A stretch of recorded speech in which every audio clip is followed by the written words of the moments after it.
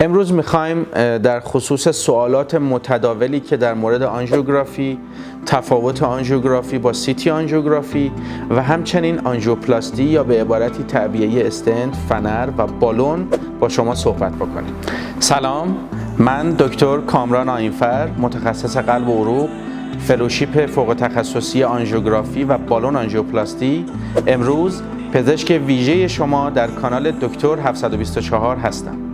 بهترین هدیه ما به شما شاید این باشه که بخوایم براتون ویدیوهای سلامتی و پزشکی تولید بکنیم. بهترین هدیه شما هم این میتونه باشه که همین الان عضو کانال دکتر 724 بشید و این ویدیو رو لایک کنید. آنژیوگرافی یک واژه‌ای است که از دو کلمه تشکیل شده. آنژیو به معنی رگ و گرافی به معنی تصویربرداری. یکی از سوالاتی که خیلی از دوستان و در واقع بیماران از من میپرسن این که اصلا آنژیوگرافی چیست و چه عوارضی داره، چه جوری انجام میشه. ببینید، من بارها این رو خدمت همه دوستان و عزیزان گفتم. آنژیوگرافی یک پروسه تشخیصی است، یعنی ما از طریق آنژیوگرافی قرار نیست بریم یک کار عملی یا در واقع یک کار اینترونشنال روی مریض انجام بدیم. ما قرار نیست مداخله انجام بدیم. ما فقط میریم و تصویر رگ‌های بیمار رو از طریق آنژیوگرافی برای در واقع به دست میاریم و بعد از اون بر اساس نتیجه آنژیوگرافی هست که ما میریم سراغ استراتژی‌های درمانی و اقدامات درمانیمون. ببینید، در مورد عوارض آنژیوگرافی خیلی از من سوال پرسیده میشه. بعضیا میپرسن که آیا مثلا منجر به مرگ میشه، منجر به چه عوارضی میشه. ببینید، در مورد مرگ و میر، آنژیوگرافی ساده اصولا از هر 1000 مریض یک بیمار ممکنه که دچار در واقع واقعی مرگ بشه و این هم شامل حال عموم جامعه نمیشه. در واقع مریض هایی که این اتفاق براشون میفته به ندرت و بیماران بسیار بدحالی هستن، بیمارانی هستن که مثلا نارسایی های کلیه، نارسایی قلب دارن و ممکنه که دچار این عارضه بشن. ولی به طور کلی عوارض آنژیوگرافی عوارض موضعی و عوارض محدودی است. شامل حال مثلا چون ما از طریق رگ و از طریق شریان وارد قلب میشیم و در عروق کرونر تزریق میکنیم، یک سری عوارضی مربوط به خود ماده حاجب هست، یعنی بیمارانی که به ماده حاجب حساسیتی داشته باشن، دچار کهیر بشن، سرفه‌هایی، آلرژی‌هایی اتفاق بیفته. این یک سری عوارض هست که در واقع از نظر آماری هم خیلی آمار بالایی نداره و کسانی که اصولاً حساسیت به مواد حاجب در هر زمینه تصویربرداری دارن ممکنه این عوارض رو درشون ببینیم. یک سری هم عوارض عروقی هست. مثلا خب ما شریانی رو که محل پانکچر یا محل سوراخ کردن رگ که از طریق اون وارد رگ میشیم و ماده حاجب رو در داخل قلب تزریق میکنیم، در اون محل ممکنه که مقدار خونریزی اتفاق بیفته، خونریزی زیر پوست اتفاق بیفته که ما بهش هماتوم اطلاق میکنیم، یا ممکنه منجر به خونریزی‌های داخلی بشه و این عوارضی هست که به طور کلی در پروسه آنژیوگرافی مریض باید در جریانش باشه و بیماران باید بدونن که یه همچین عوارضی در واقع خواهد داشت. ولی به طور کلی چون که یک پروسه تشخیصی است، عوارضش خیلی عوارض بزرگی نیست، ولی همین عوارض ممکنه که گاهی اوقات در تعداد محدودی از بیماران در واقع ما رو دچار مشکل بکنه که در موارد خیلی معدود این اتفاق میفته. نکته بعدی در مورد آنژیوگرافی، همونطوری که اول عرایزم گفتم، یک پروسه تشخیصی است. خیلی از مریضان میان به من میگن که آقای دکتر مثلا ما چند سال پیش آنژیوگرافی کردیم، 2 تا رگمون رو باز کردن. نه، اینجا این شکلی نیست. ببینید، آنژیوگرافی هیچ وقت، یا میان از من میپرسن آقای دکتر آنژیوگرافی کردی باز شد. ببینید، آنژیوگرافی فقط تشخیصی است. وقتی ما میریم سراغ آنژیوپلاستی، پلاستی یعنی اینکه ما میریم در واقع یک مداخله داخل رگ انجام میدیم و میریم رگ رو از طریق اینترونشن یا مداخله به وسیله بالون و استنت یا همون فنر باز میکنیم. همینجا من یه اشاره‌ای بکنم که خیلی از بیماران این رو میپرسن، میگن آقای دکتر بالون زدی یا فنر زدی؟ ببینید، در اوایل وقتی که آنژیوپلاستی برای اولین بار ابداع شده بود، اصلا چیزی به اسم استنت یا فنر وجود نداشت و در واقع اولین بار فقط از طریق بالون آنژیوپلاستی میرفتن و رگ‌ها رو باز میکردن. بالون چیست؟ ببینید، بالون یک ماده است، عین بادکنک شما تصور بکنید. یک بادکنک خالی شده است، روی یک سیم سواره، روش چسبیده و این بالون از طریق همون پروسه آنژیوگرافی که خدمتتون عرض کردم از طریق سرخ رگ‌ها وارد رگ بیمار میشه، محل تنگی رو رد میکنه و در آنجا هست که ما به وسیله این بالون یا همون که مثل بادکنک هست رو باد میکنیم و این فشاری که داخل اون بادکنک یا بالون میره باعث باز شدن رگ میشه. اوایل که این در واقع متد ابداع شده بود فقط همین بالون آنژیوپلاستی وجود داشت و چیزی به اسم استنت وجود نداشت. در حال حاضر بالون آنژیوپلاستی تنها خیلی به ندرت استفاده میشه. یعنی ما الان خیلی کم اتفاق میفته که بگیم که مثلا رفتیم فقط یک رگی رو بالون زدیم و آمدیم بیرون. حالا یه شرایط خاصی داره که تخصصی هست و من وارد اون هیته نمیشم، ولی کاری که ما بیشتر انجام میدیم بالون آنژیوپلاستی همراه با تعبیه استنت یا فنر هست. حالا استنت یا فنر چیه؟ سوالی که خیلی میپرسن، خیلی اطلاعات غلط در موردش وجود داره. ببینید، استنت یا فنر یک داربست فلزی است که از اجناس بسیار خاصی تهیه میشه، جزء تکنولوژی های بسیار پیشرفته است.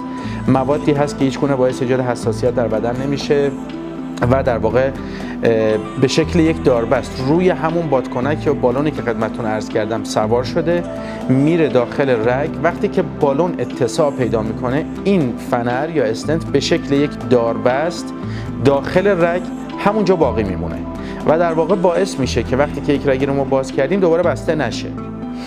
خیلی ها میان به من میگن که آقای دکتر این فنر رو کی در میارید؟ این فنر آیا جابجا میشه؟ یا مثلا میام بیماران به من میگن که آقای دکتر ما از موقعی که تو فنر گذاشتی از اون موقع شبا که میخوابم احساس میکنم این فنر داره تکون میخوره. نه، این اطلاعات کاملا غلط هست و کاملا بر مبنای شایعاتی است که نمیدونم از کجا منشأ میگیره.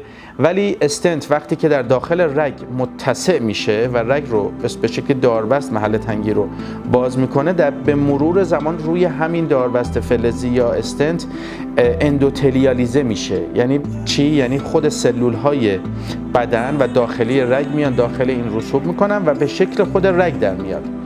در واقع قرار نیست این استنت خارج بشه، قرار نیست این استنت تکان بخوره. ببینید این استنت یا فنر آنجا هست و این چیزی که خیلی از مریضا میگن که درش میاری یا اینکه آنجا هست مشکلی به وجود میاره، نه، این شکلی نیست. عوارضی که بعد از اینکه ما استنت رو گذاشتیم، دو تا عارضه مهم هست که ما ازش میترسیم. یکیش استنت ترومبوز هست، یعنی در واقع خود اون فنر روش دوباره لخته تشکیل میشه و استنت رو به طور کامل میبنده. خب اون پروسه است که یا در واقع مرحله است که به صورت طبیعی در هر کسی که دچار سکته حاد قلبی هم میشه اتفاق میفته. یعنی در رگ طبیعی بیمار یک جایی زخمی، پلاکی ایجاد میشه و روی اون در واقع ترومبوز یا لخته تشکیل میشه و رگ رو به طور کامل میبنده. حالا ما باید یا این عارضه دوم اینه که به مرور زمان و در طول سالیان ممکنه که این استنت دچار تنگی‌های مجدد بشه، یعنی همون استنت دوباره به خاطر پلاک‌هایی که در داخل رگ ایجاد میشه دچار تنگی میشه که اون رو باید دوباره، هر دو مورد رو باید دوباره آنژیوگرافی بکنیم و بریم این استنت رو حالا چه از طریق دوباره بالون آنژیوپلاستی و یا از طریق دوباره مداخله و تعبیه استنت دوم باید این رو دوباره باز بکنیم. پس این نکاتی بود که در مورد بالون و استنت یا فنر وجود داشت که خیلی از بیماران از من میپرسن و این رو مد نظر داشته باشید. در مورد آنژیوگرافی و اینکه چگونه انجام میشه، ببینید ما برای آنژیوگرافی به صورت مرسوم دو تا راه داریم که الان در کل دنیا داره استفاده میشه. راههایی که به طور معمول ازش استفاده میشه، یکی شریان یا سرخ رگ دست هست و یکی شریان در واقع فمورال یا شریان رانی هست که از طریق پا انجام میشه. الان شاید بگم قسمت عمده ای از آنژیوگرافی ها و حتی آنژیوپلاستی ها از طریق دست انجام میشه. آنژیوگرافی از طریق دست برای پزشک، برای من طبیب که میخوام این کار انجام بدم، این مقدار سخت تره، به خاطر اینکه رگ دست تا منتهی به قلب بشه مسیرش باریک‌تره و دسترسی به اون رگ گاهی اوقات سخت‌تره چون رگ کوچیک‌تره و رگ پا خب دسترسی بهش راحت‌تره و خود رگ هم بزرگه و تمام وسایل ما شامل سیم، فنر، بالون یا هر چیزی که بخوایم رد بکنیم خب راحت‌تر رد میشه. ولی به طور کلی عوارض آنژیوگرافی از دست از پای مقدار کمتره و بیمار هم احساس راحتی و آسودگی بیشتری میکنه. چرا؟ چون که وقتی که ما از دست بیمار رو آنژیوگرافی میکنیم و ما شریان رو سوراخ میکنیم، محلی که ما این کار رو کردیم محل کوچکی است و احتمال خونریزی و هماتوم درش کمتره و ما از وسایلی مثل بانداژ فشاری یا از طریق تیار بند اونجا رو فشار میدیم و بیمار نیاز به بی حرکتی نداره، فقط و نیاز به اینکه کامل تکان نخوره نداره، ولی وقتی که از پای این کار رو میکنیم خب چون شریان بزرگتری هست و اگر خونریزی یا هماتوم بکنه عوارضش خطرناکتر هست، بیمار باید 6 ساعت بی حرکت باشه. وقتی که ما سوزنمون رو خارج کردیم و کیسه‌شن روش گذاشته بشه تا اون ناحیه خونریزی نکنه. و این تفاوت‌هایی است که در آنژیوگرافی دست و آنژیوگرافی پا وجود داره. ولی خب ما همه بیماران رو متاسفانه نمیتونیم از دست آنژیوگرافی بکنیم و بسته به بیمار، بسته به آناتومیش، بسته به مراحل کاری ما متفاوت خواهد بود. خیلی از بیمارا، این رو به این خاطر عرض کردم که خیلی از بیمارا جزء سوالاتشون هست: های دکتر تو رو خدا حتما ما رو از دستمون آنژیو بکن. بله، ما همیشه خودمون ترجیحمون اینه که بیمار رو از طریق دست و از شریان رادیال آنژیوگرافی بکنیم، چون هم عوارضش کمتره و هم بیمار راحت تره. ولی گاهی اوقات واقعا این از دست ما خارجه. در حین آنژیوگرافی رگ رادیال ممکنه اسپاسم بکنه، رو خودش جمع بشه و اجازه عبور وسایل ما رو نده. گاهی اوقات از نظر آناتومیک پیچ و خم‌هایی وجود داره یا یه سری اختلالات آناتومیک مادرزادی وجود داره که محل ورود شریان رادیال و شریان‌هایی که به قلب منتهی میشه از مسیرهایی میره که امکان دسترسی بهش وجود نداره و این حالا باز جزء درصد کمتری است و کمتر پیش میاد که بیماری رو ما نتونیم از طریق شریان دست آنژیوگرافی بکنیم. ولی این رو از این جهت خدمتتون عرض کردم که این هیچ وقت 100% نیست و من هم به همه بیماران میگم که 90% من شما رو از طریق دست آنژیوگرافی خواهم کرد، ولی 10%ش واقعا در حین عمل بر ما مسجل خواهد شد. این یه نکته. نکته بعدی نکته است که سوالی است که خیلی از بیماران میپرسند در مورد آنژیوگرافی و تفاوتش با سیتی آنژیوگرافی است. ببینید، سیتی آنژیوگرافی یک پروسه کاملا تشخیصی و تصویربرداری است. یعنی همون جوری که سیتی اسکن انجام میشه، یک ماده حاجبی از طریق ورید به بیمار تزریق میشه، بعد از تزریق ماده حاجب عکس گرفته میشه که به شکل سیتی اسکن هست و ما آناتومی عروق کرونر رو درش میبینیم. بله، سیتی آنژیوگرافی پروسه خیلی خوبی است و ما برای بیمارانی که هنوز مطمئن نیستیم گرفتگی رگ دارن یا به عبارتی تصور ما قبل از تشخیص قطعی خفیف، در واقع لو تو اینترمدییت یا کم تا متوسط هست، یعنی حدس میزنیم که بیمار گرفتگی رگ داشته باشه، خیلی به درد ما میخوره و ما این کار رو میکنیم ببینیم که گرفتگی داره یا نه. خیلی میپرسن آقای دکتر چرا قبل از اینکه مریضی رو آنژیو بکنی نمیری سیتی آنژیو بکنی؟ خب این هم کار غلطی است، به خاطر اینکه گاهی اوقات ما از طریق روش‌های دیگری، مثلا حتی از طریق شرح حال ساده، از طریق اکو، از طریق تست ورزش، نمیگم به یقین میرسیم ولی خب احتمال گرفتگی رگ رو بسیار بالا میبینیم.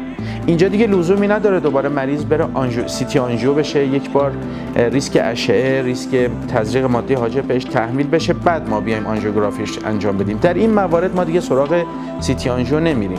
پس لزومی نداره هر بیماری که قرار آنژیوگرافی بشه ما قبلش سیتی آنژیو کرده باشیم، چون خیلی از بیمارا اینو میگن آقای دکتر که تو رو خود اول ما رو سیتی آنژیو کن بعد ببین گرفتگی داره یا نه. نه، این هم دوباره بر اساس هر بیماری و بر اساس تصوری که ما از شدت بیماری در واقع بیمار داریم متفاوت هست.